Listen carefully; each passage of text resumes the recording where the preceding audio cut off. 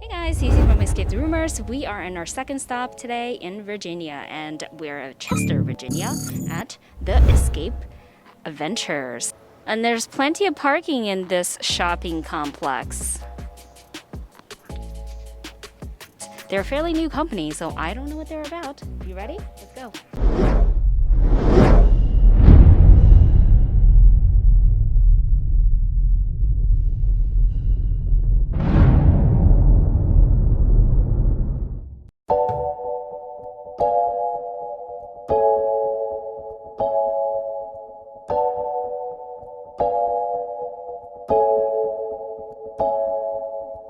What's going on, everybody? Brandon from EscapeTheRoomers here, second stop of the day, and we're over in Chester, Virginia at the Escape Adventures. They're a fairly new company, so we're gonna get to know them a little bit better and also the games that they have here.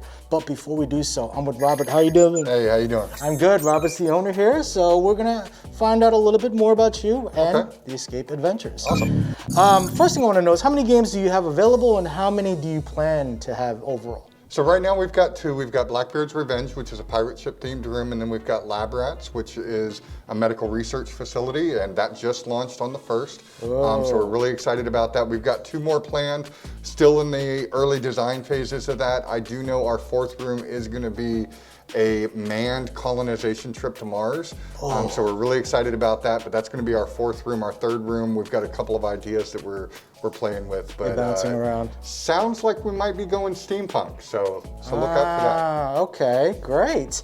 So with the two rooms that you have available now to the public, which one has been more popular for the players? So Blackbeard's Revenge has been a real hit with the kids, but since we launched Lab Rats, we've seen 90% of our bookings have actually been Lab Rats. I think it's a lot of repeat customers that are coming back. They had such a good time with Blackbeards, they're coming back, trying Lab Rats, and we're getting great feedback from both rooms. That's great, okay. And we're playing Lab Rats today too, so we're excited to see what that's about. Awesome. Do you build everything yourself? So Blackbeard's Revenge, we actually got 90% of that from another company that was shutting their doors during the pandemic, and we kind of put it in storage.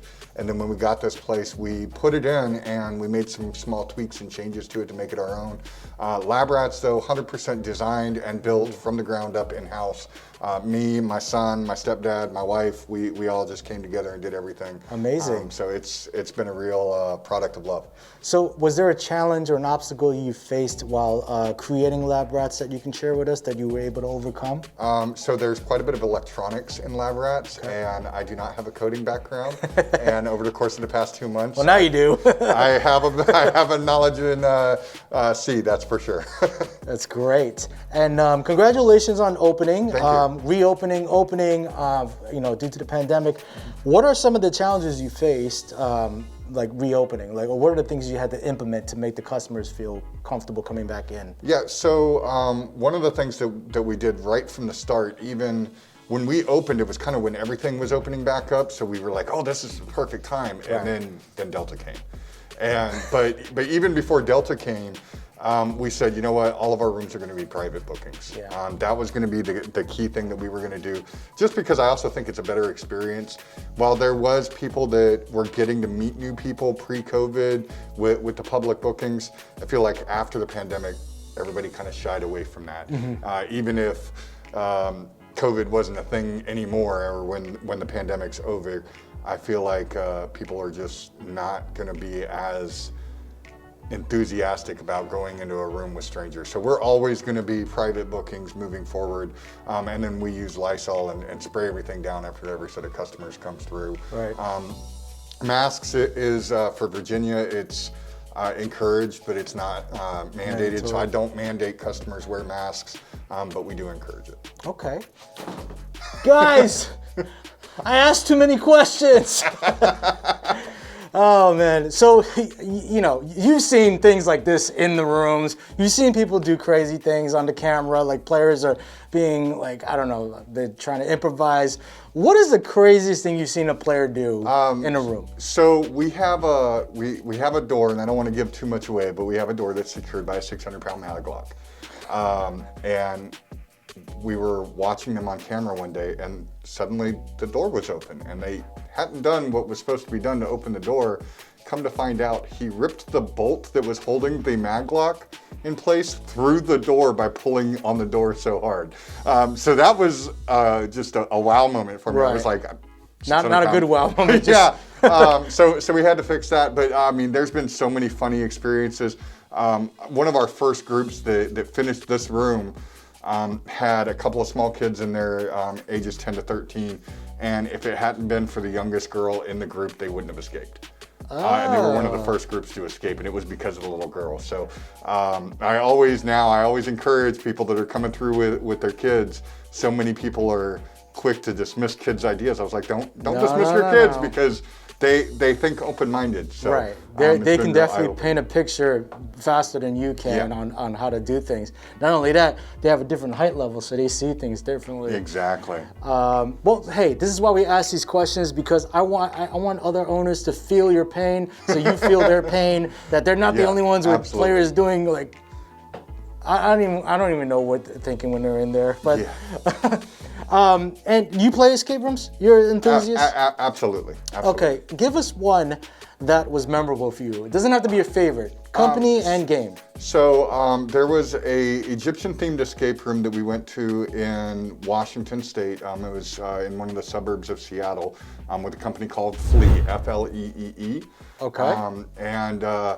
Honestly, that's what drove us down the path of opening up our own escape room. That's what really made me see the light, that this was not just a fad, so to speak. This was probably about 4 years ago. Oh, wow.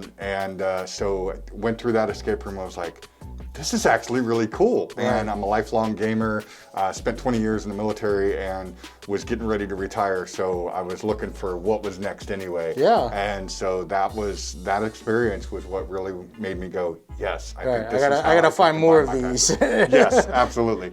Well, we've heard great things about Seattle. We played a lot of their remote games online, and they all look fantastic. So we have to make our trip over there soon. But thank you for that recommendation, and thank you for giving a shout out to them. Now, we also, you already kind of shared some knowledge of something about you that most people would not know. If there's anything else that you want to share, that a talent, a hobby, an interest outside of escape rooms, what would that be? Oh man, huge game fan, play all sorts of games, computer games, board games. And then I'm a huge 49er fan, which is kind of weird being on the East Coast. I was gonna say, wait, hold on. But you know, I grew up in Northwest New Mexico. I grew up on the Navajo reservation, and so there's no NFL teams there. The closest is actually Arizona, but my mom was from California, and so I grew up.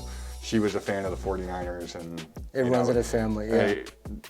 Growing up watching Montana and Rice, and your mom's a fan, you ain't got no choice. Yeah. It's like you're gonna love them, or you no food. Pretty much.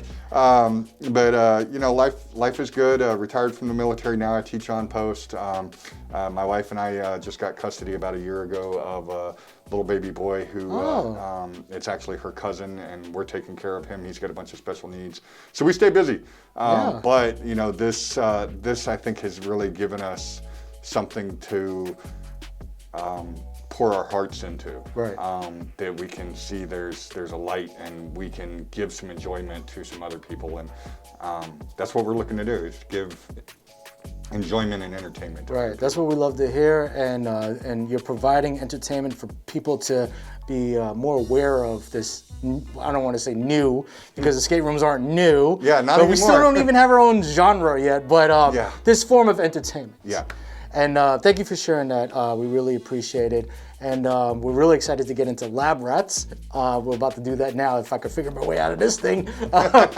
And make sure you guys check out our website, EscapeTheRoomers.com. Also, do not forget to like and subscribe our YouTube channel, because we're going to give you a sneak peek inside of lab rats. But before I end this, I want to say thank you very much for having us and for sharing that information with us.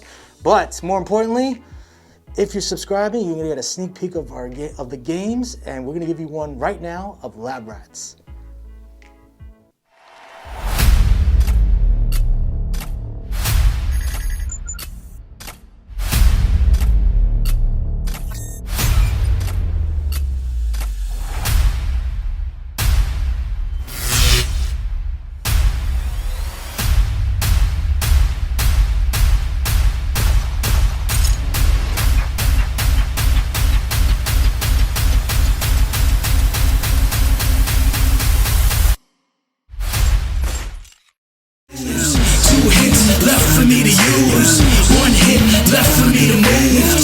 in and out, gotta figure something out.